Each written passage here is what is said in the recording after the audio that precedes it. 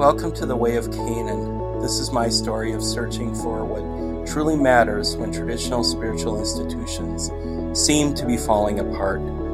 Together, we'll talk about important faith topics, look at how they connect to history in today's world, and share hope for a better future. I'm Leon Longard, but feel free to call me Canaan.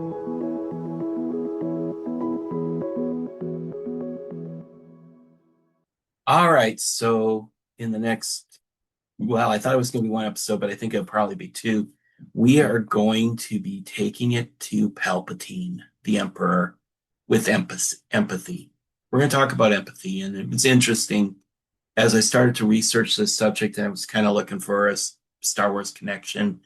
Found a couple of articles, which I've linked in the show notes, on how the one Force attribute for the Jedi, one of their skills that he despised the most and unnerved him the most, that he wanted to get rid of the most, was Force empathy. Now that's a little bit different than what we know as empathy, because this was actually connecting with animals and being in their minds and things like that.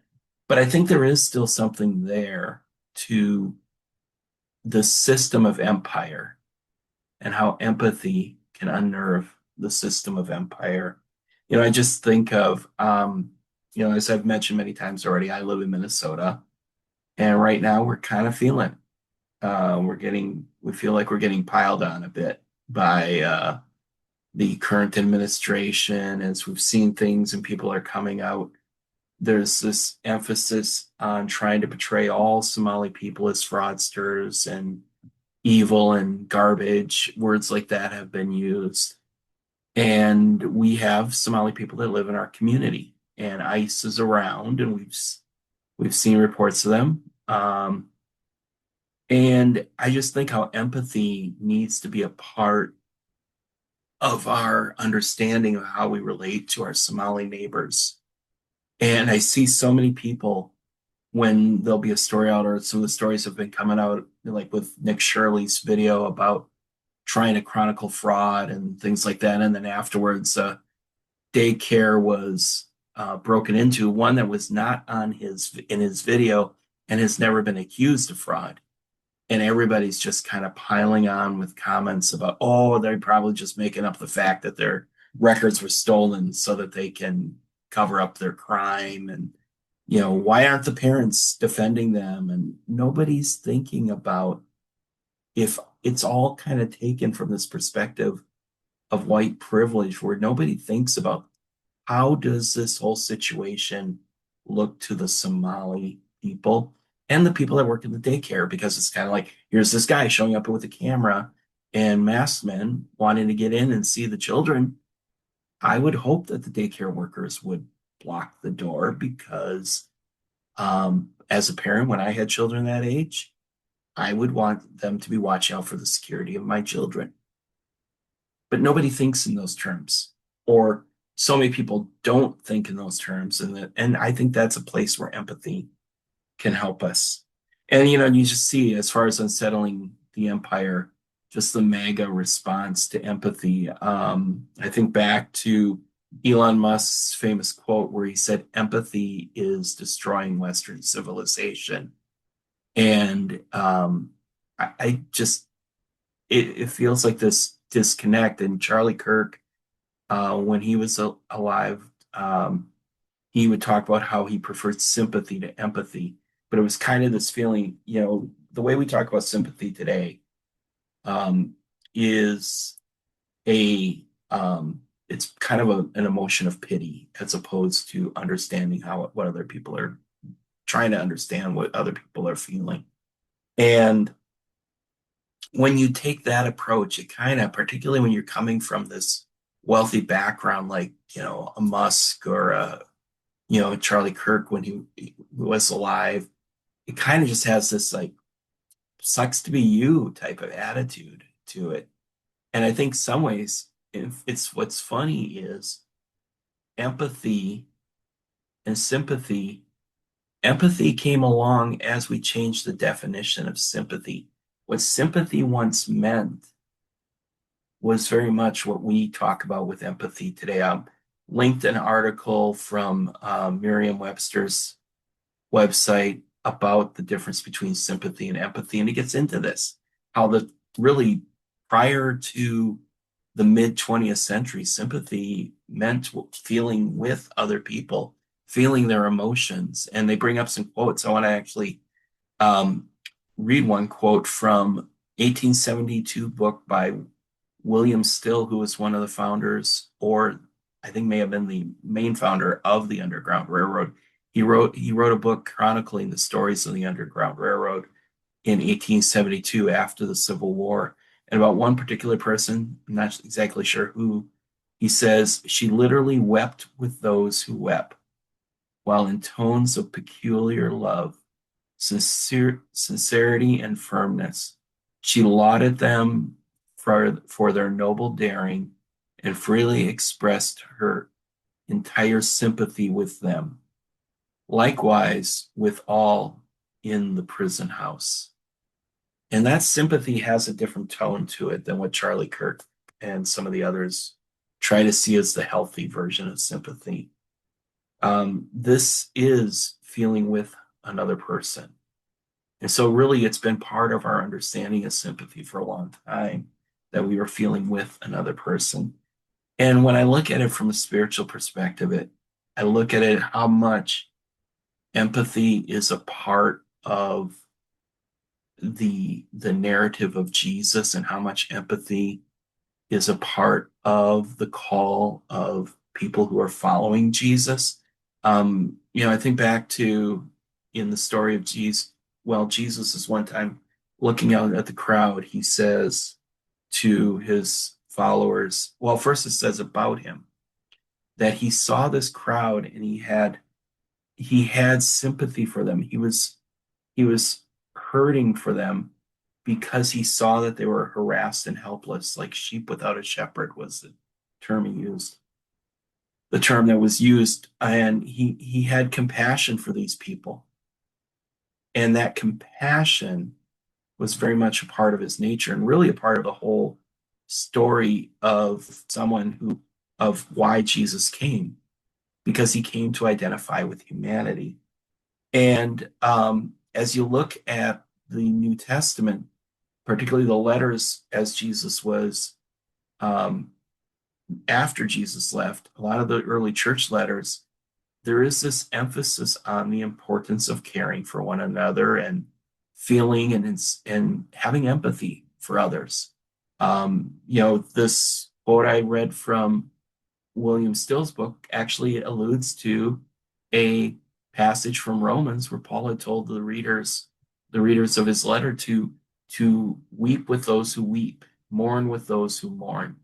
And another one, in a letter that Paul wrote to the church in a city called Philippi, he says each one should look not only to his own interests, but the interests of others, looking out for the needs of others, actually seeing others as more important than ourselves when we compare our relationship with them. And sympathy sometimes has this, that as we understand it now, has this down looking approach. But we really need to look up and lift up other people. That is the type of life that Jesus led, and it's the type of life that he seeks for us to, as his followers, to continue to lead. So we're going to talk about empathy. I've actually got a few stories I'm going to share with some thoughts around them about empathy. And actually, we'll get into sympathy in one of them. Like I said, this might end up being 2 episodes. So we'll just kind of proceed here and let's start talking about empathy and let's unnerve Palpatine a bit.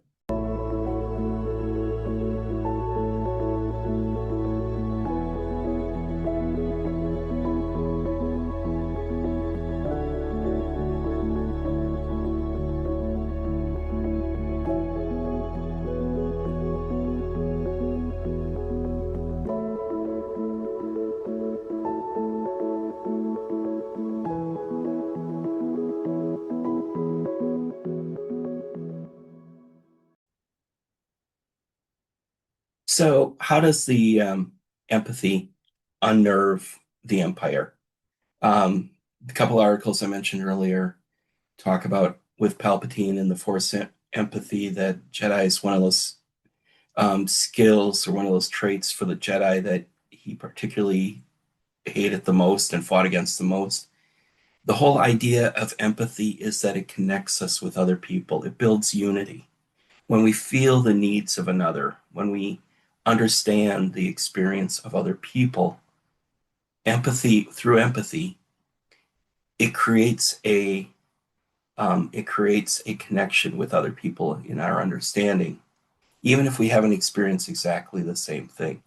And sympathy, the way it commonly is used today, kind of creates this difference, this distance, where we can kind of separate ourselves from the issue. So we can feel sorry for people, but we don't have to really do anything about it. And that's more comfortable for people who don't feel this desire or feel this sense of privilege for their place in society.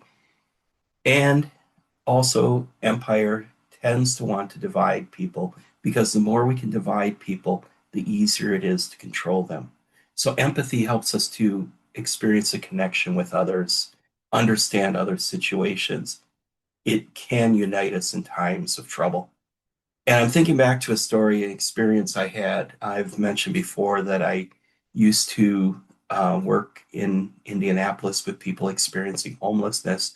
And our faith community, before I was working with the organization where I was a part-time street outreach advocate, our organization or our faith community in Indianapolis would volunteer with them, and I was a team leader. So one day, while we were out on our regular two Sundays a month, we would go out on a route to various encampments of people experiencing homelessness, bring food, check in on them, see how they're doing, share back with the organization how things are going. Our last stop at that time was this route was this one place we used to call the Jungle. It's no longer around in Indianapolis, but it was on the Near East Side alongside the railroad tracks. It was a stretch of about a mile that had at at its peak 60 people living in this kind of forested area or wooded area alongside the tracks that with a lot of overgrowth and a lot of brush, thus the jungle. People just in little encampments all along the way. So one time we were out there, it's our last stop. We're getting ready. Usually we would go to a local coffee shop and kind of debrief after we finished doing our serving.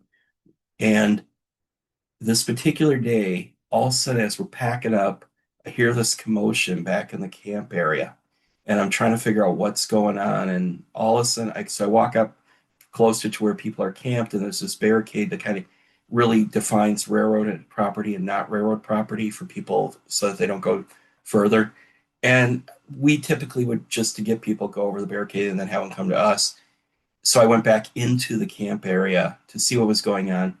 And around the corner comes this truck, or I think it might have even been two trucks that were delivering firewood to the campsite. They were drove up along the railroad track and up to the campsite. And if you don't know, railroad property is under federal jurisdiction. The police that are associated with railroad have federal jurisdiction, and the rail line that goes through there had its own police force. And shortly after the two trucks come over, around the corner, we see a police cruiser, police SUV with its lights flashing. And I'm standing on the property. And I also realized, I'm technically trespassing. And I technically could be facing federal charges for trespassing. Now, the police were pretty understanding with the camps. They had a good relationship with them. They like as long as they weren't causing damage, causing trouble, unless they were creating problems in the area. Commonly, they would just kind of let them be and try to protect them as best they could. But when somebody comes driving across the railroad track or by the railroad track, it creates danger. So anyway, so the police officer, he's doing what he's supposed to do, and he sees six of us, two people that are living in the encampment, three people that were with the truck spring in the wood, and myself. And so we all had to go over to the police car. We all had to turn in our IDs because they would have to do background checks, things like that. Check for outstanding warrants or unpaid fines, anything that would be something else that they would need to follow up on. And so I'm sitting there going, I'm basically at the mercy of this officer at that moment. And fortunately, thankfully, didn't have to get bailed out of jail or anything like that. And we were able afterwards to go get our coffee after he did his due diligence, gave me my ID back. A couple of the other people that were driving the wood had issues that he followed up on. People living in the camps he didn't have any issues with. But in that moment, I began to experience and understand what it feels like for those people experiencing homelessness to be in this constant sense, this constant state of vulnerability.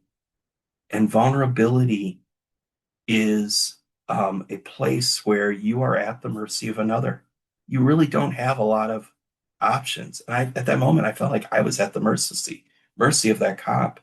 And as I continue to work with people experiencing homelessness, it helped me understand the experiences they were having, not just with police, but also anybody that could wander into their camp and cause them trouble.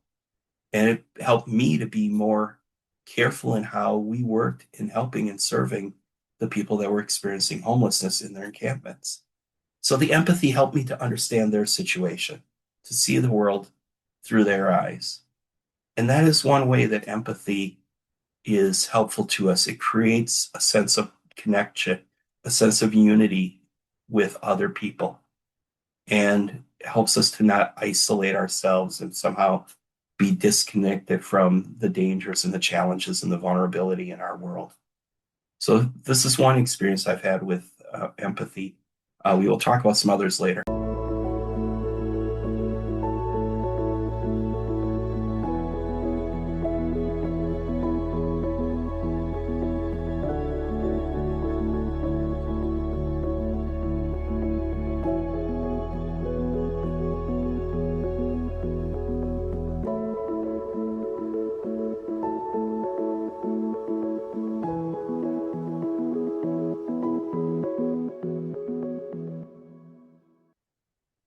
Okay, so there are um, one of the articles that I have lists two different types of empathy. And I think sometimes this may be where some of the confusion about empathy comes in. There is effective empathy, which is where you actually feel the feelings of another person as they are feeling them. I'm not too sure about that one. That one never really made sense to me. And that might be the one that some people critique, like Charlie Kirk used to critique and stuff like that. But then there's the other type, cognitive empathy. And that really goes back to the classical definition of empathy as understanding and coming to a place of understanding another person's um, feelings and their experiences, even if you have not shared in those same experiences. And that is, I think that the type of empathy that helps us really connect with other people and their experiences and helps us connect in ways that maybe we wouldn't normally be able to with other people. And I have another experience with empathy that really would fit into that cognitive empathy. I do a lot of traveling for my work, um, fly a lot of times, quite a bit. But when I get a chance, when the time allows, I actually prefer taking the train. It's not because I'm fearful of flying or anything like that, but there's just something about um, traveling by rail or traveling even by car or bus that for me is a spiritual exercise. Whereas flying is this quick, rapid, let's get there. Train slows the process down. You feel more connected with your fellow passengers because you have time to talk with them, get to know them. And really, I feel more connected with the earth as I travel and I can see the world around me up close through the windows of the train, as opposed to looking at it from 30,000 feet out an airplane window, which still can be cool at times too, depending on where you are. But so that is something I enjoy doing. And this last summer, I was able to visit some of the um, locations where people in our organization work via train. Took a couple of weeks for that, going from place to place. And one of the first trips I had to take was from Los Angeles up to Portland, Oregon. And I had an interesting encounter there where um, everything was moving along, train was moving just fine. We're on our way up to, um, we're just getting, overnight. We basically went from San Francisco to the Redlands area or Shasta Mountain, and started to wake up with the beauty of Shasta around us. And then we're getting into Oregon, and the first stop in Oregon, it was one of those where you can stop and take a little break, get out, stretch your legs. So I did, kind of wake it up kind of thing. And when I get outside, there's this conductor I hadn't seen before. I think he had been off shift, and maybe in changes he was now on shift. And he is yelling at this woman about her dog, and screaming, and really, I honestly, I mean, he would not let her get a word in edgewise, and it was some issue with another passenger, and he kicks her off the train. Just looking at how he handled that situation, I felt like he was training to be an ICE officer or something like that, because it was kind of this, and all the language you hear in some of these confrontations, like, you're not listening to me, you're not respecting me, you're not complying, you need to comply. That type of attitude towards this woman. And it just felt like, I guess the dog was like not not staying under the seat, and was jumping on people's laps, and that was maybe part of the problem. But there was no empathy for, well, what's this woman going to do? How's she going to get from this little town in Southern Oregon to Seattle? And then a little later, he's going around, and he actually, I think, kicked off about five people there at that stop. And then he stopped when I went down to the bathroom. He's stopping another guy, waiting for another guy as he comes out of the bathroom about another misunderstanding, another issue. They're getting ready at the next stop to kick him and his traveling companions off the train. And so I'm sitting in my seat, and he's coming by checking stuff, and he's like all kind of tense, and he's like asking, hey, verifying where I'm going, stuff like that. I'm like, hey, yeah, this is where I'm going. But though I had nothing to be worried about, nothing to be nervous about, really felt a fear of this person. And where this comes into the whole sense of empathy is um, the week before, when I was in the Los Angeles area, was the day of one of the days that I was there. I was actually driving along the freeway along the 101 through Camarillo about the same time that ICE agents were conducting a raid on a marijuana farm, which legal marijuana is legal in California to grow, and arresting migrant workers. And one particular person in that story, in that incident, went up onto the roof of one of the buildings and fell from the roof and died. And people were like, and it's the standard line, because they weren't actually looking for this man. This man was legal, had nothing to really be concerned about. But when you're in an environment, when you experience that fear, sometimes you do irrational things. And the critics would be like, well, yeah, people were criticizing ICE, but then the people that are defending ICE are kind of like, well, yeah, well, if he didn't have a problem, why did he run? It's his fault. But I'm thinking in the back of my mind, particularly after my incident on the train, it helped me to understand how somebody who is innocent, who has nothing to fear, can still feel this fear and not necessarily feel compliant to what someone in authority is saying to them, particularly if it's coming with a threat to it. And I think of that in terms of, people are always like, why didn't they, when somebody gets shot running from the police and they find out they had no gun, well, why did they run? They were afraid. That simple. And we can sit and try to distance ourselves from these people, and say, oh, well, they're just not acting in a rational way. But I think sometimes we have to ask ourselves, if we were in their shoes, how would we respond? What would we feel like?